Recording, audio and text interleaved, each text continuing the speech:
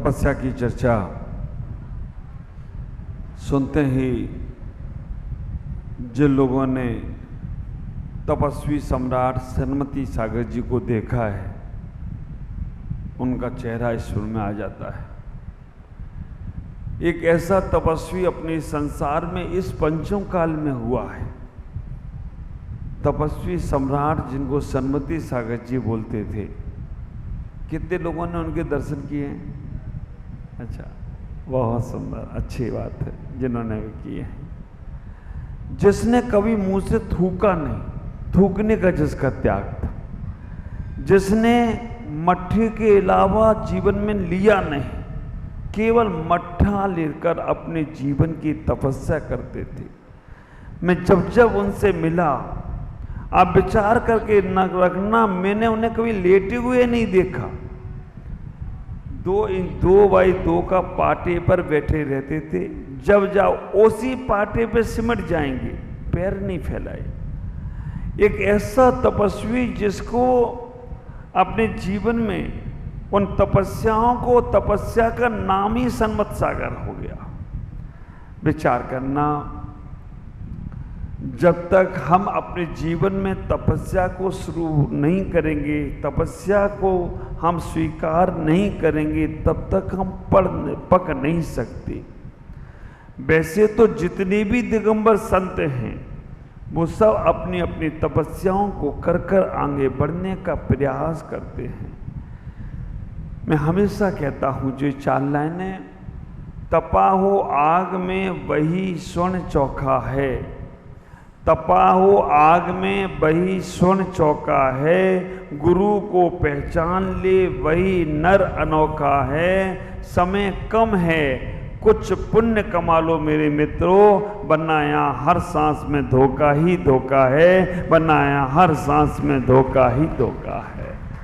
विचार करके रखना, समय बहुत कम है अपने को पकाने के लिए, अपने को तपाने के लिए, अपने को परमात्मा तक पहुंचाने के लिए। कोई बहुत लंबी उम्र लेकर हम लोग नहीं आए। आदिनाथ भगवान और महावीर स्वामी के देखते हैं तो आदिनाथ तो 83 लाख पूर्व के बाद उनने तपस्या शुरू की, लेकिन महावीर भगवान ने 30 वर्ष के बाद ही तपस्या शुरू कर दी।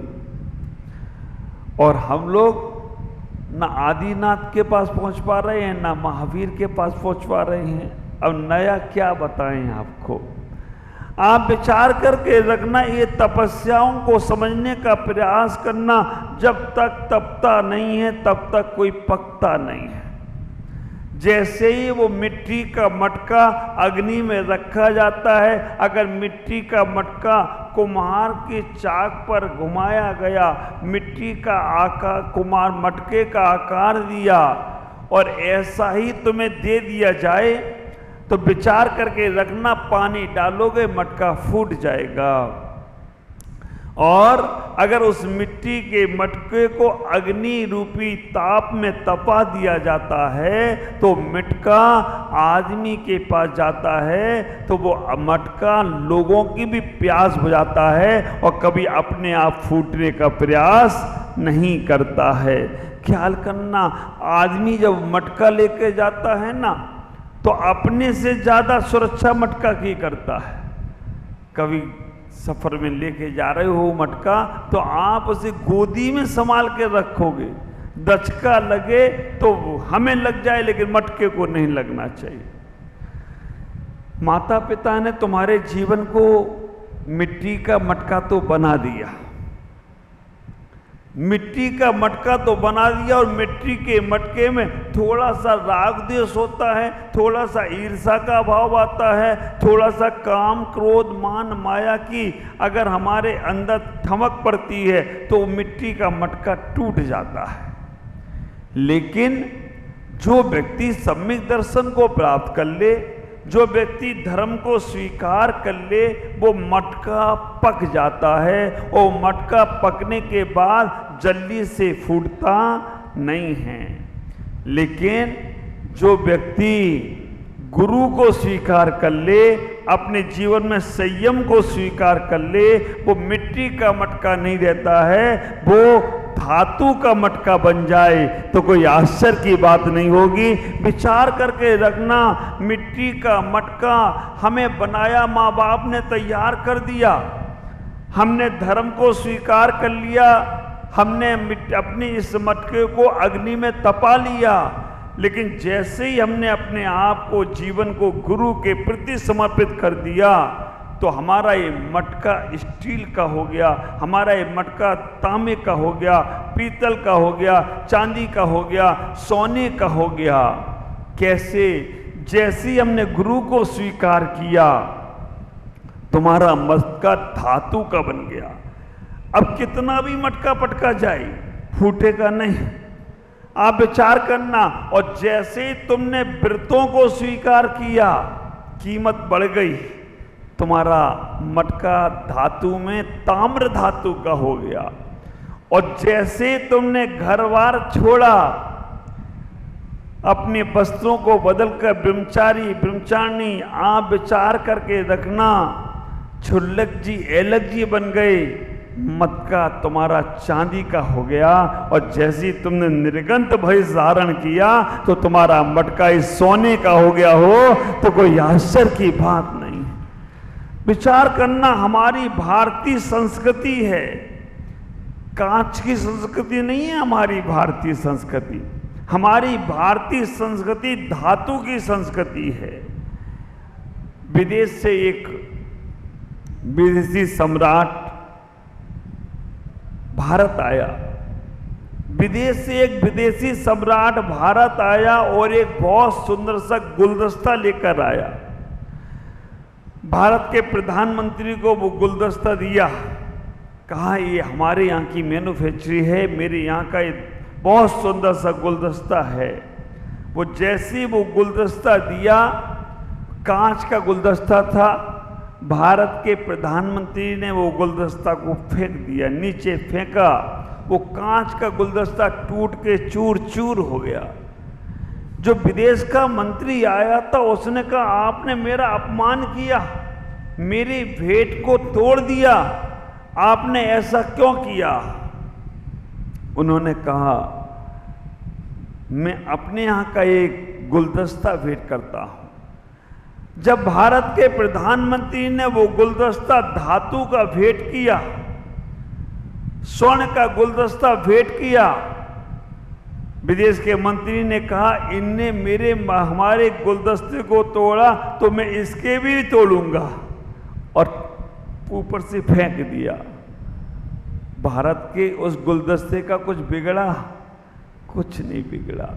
प्रधानमंत्री कहते हैं इसको पटको ही नहीं, इसको तोड़ो भी तो भी इसकी कीमत कम होने वाली नहीं है। हमारी भारतीय संस्कृति कांच की संस्कृति नहीं है, हमारी भारतीय संस्कृति धातु की संस्कृति है। धातु टूट कर भी कमजोर नहीं पड़ती है। ऐसा ही होता है दिगंबर संत, संसार से सब जगह से टूट जाए फिर भी वो अपने आत्म बल से कभी नहीं टूटता, क्योंकि वो तपस्या करता है।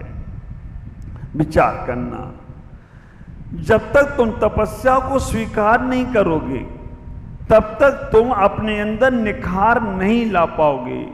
खदान से निकला हुआ सोना कोई किसी भाव लेने को तैयार ही नहीं होगा, उसे पता ही नहीं चलेगा कि ये सोना या मिट्टी है।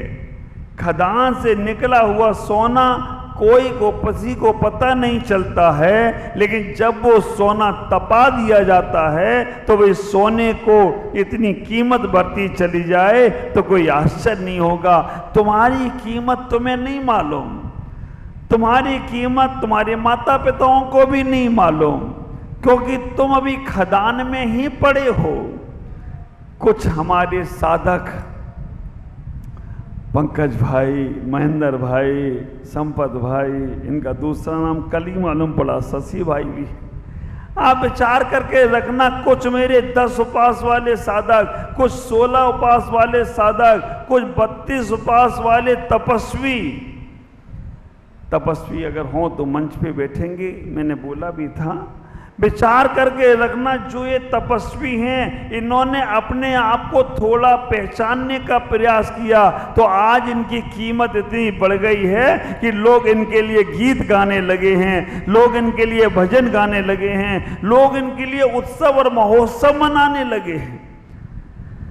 ख्याल करना, इस संसार के प्रलोभों में फंसना नहीं मेरे तपस्वियों को।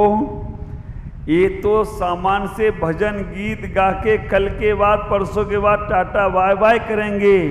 अगर हमने इनके सम्मान की चाह छोड़ दी ना तो देवता हमारा सम्मान करें तो कोई आश्चर्य की बात नहीं है, क्योंकि तुम्हारी वो तपस्या छोटे मोटे सम्मान के लिए नहीं है।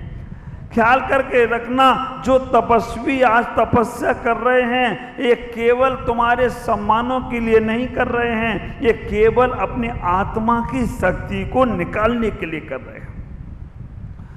छोटी सी बच्ची, हमारे ख्याल में पहला ऐसा रिकॉर्ड होगा दीमापुर का कि 12 साल की बच्ची 10 उपवास कर रही हो तो कोई आश्चर्य की बात नहीं। छोटी सी बच्ची 12 साल की, 2 घंटे का भोजन नहीं छूटता है तुमसे, शाम का पानी नहीं छूटता है तुमसे। और कैसे वो हमारे छोटे छोटे बच्चे 10 दिन हो गए, उन्होंने एक बार पानी के अलावा दूसरा कुछ नहीं लिया। ये तपस्या नहीं है तो क्या है? शारीरिक शक्ति की ओर मत जाना, नहीं तुम कहोगे बहुत दुबले हो गए, हाँ कमजोर हो गए, चल नहीं पा रहे हैं, लेटे ही हैं। शरीर की तरफ देखते रहोगे तो तुम अब शरीर को देखने वाला कौन? हाँ, जो चमड़े का व्यापार करता है ना वो चाम को देखता है। आप विचार करके रखना, इस शरीर को मत देखो, आत्मबल को देखने का प्रयास करो।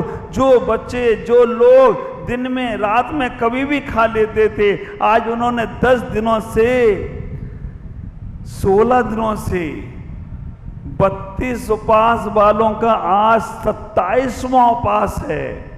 16 उपवास वालों का आज 12वां उपवास है। 10 उपवास वालों का आज 7वां उपवास है। इन्होंने दोबारा पानी भी नहीं पिया है। ये तपस्या नहीं तो और क्या है? ख्याल करना, आप सबके पास भी शक्ति है, आप सबके पास भी हिम्मत है, लेकिन हम उस शक्ति को टटोलना नहीं चाहते हैं। हमारे महाराज जी ने उपवास कर लिए, पानी लेकर एक बार भोजन तो लेते थे लेकिन पानी लेकर कर लिए। इस तपस्याओं का ख्याल रखो।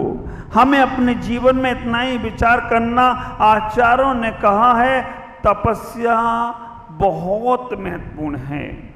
पूजा पाठ से हमारे जीवन में पुण्य अर्जन होता है, लेकिन तपस्या के बारे में आचार्य उमा स्वामी कहते हैं तपसा निर्जरा चा, तपस्या से कर्मों की निर्जरा होती है। जितना जितना आप तपस्या करोगे तपस्याओं से कर्मों की निर्जरा होती है। कर्म खत्म, पुण्य अर्जन होता रहा, पुण्य बढ़ता रहा, पुण्य बढ़ता रहा तो फिर हमें संसार ही मिलता रहेगा। ये पुण्य को भी खत्म करना पड़ेगा। अब कैसे खत्म करोगे?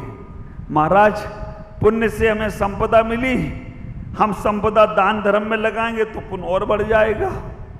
पुण्य से हमें वैभव मिला, वैभव को छोड़ेंगे तो और वैभव बढ़ जाएगा।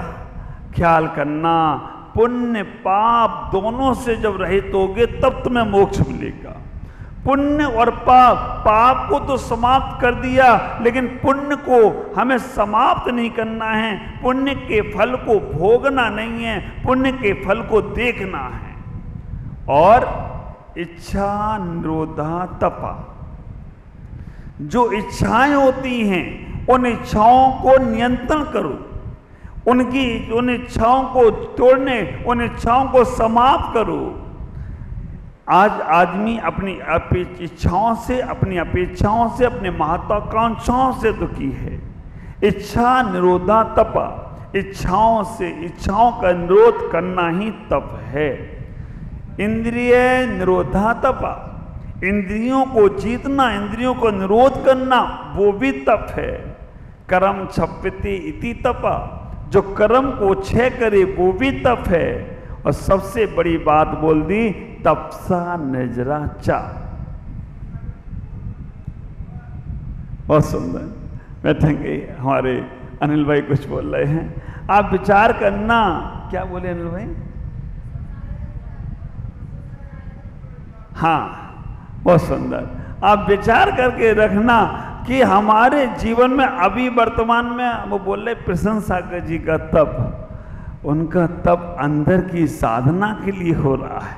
आप विचार करके रखना, आज सन्मत सागर जी नहीं हैं, प्रसन्न सागर जी भी तपस्याओं में लगे हैं। इतना ही विचार करना, अपने जीवन में अपनी इच्छाओं का भी त्याग कर देना, अपने महत्वाकांक्षाओं का भी त्याग कर देना, और तप से ही कर्म निर्जरा होने वाली है। बिना तप से कर्म निर्जरा होने वाली नहीं है। हमारे भगवानों ने बहुत उपदेश दिया, बहुत साधना करी, लेकिन जब वो तपस्या के अंदर आई, आचार्यों ने 12 प्रकार के तप बोले। कौन कौन से 12 प्रकार के तप? 6 अंतरंग तप और 6 बहिरंग तप। बहिरंग तप मिथ्या दृष्टि भी तप लेता है। ख्याल करके रखना, अनशन, अवमोदर, वृत्ति पर संख्यान, रस पर त्याग, विविध सय्यासन, काहे क्लेश, ये जो 6 तप है ना, ये तो 6 तप मिथ्या दृष्टि भी तप लेता है। लेकिन 6 अंतरंग तप केवल सम्यक दृष्टि तप सकता है। विनय आप विचार करके रखना, अंतरंग तप जो 6 हैं उनको केवल और केवल विनय, प्रायश्चित, भैया वृत्ति, स्वाध्याय, विसर्ग और ध्यान। कैसे कैसे तप हमारे आचार्यों ने बोल दिए। अनशन मतलब होता है उपवास करना।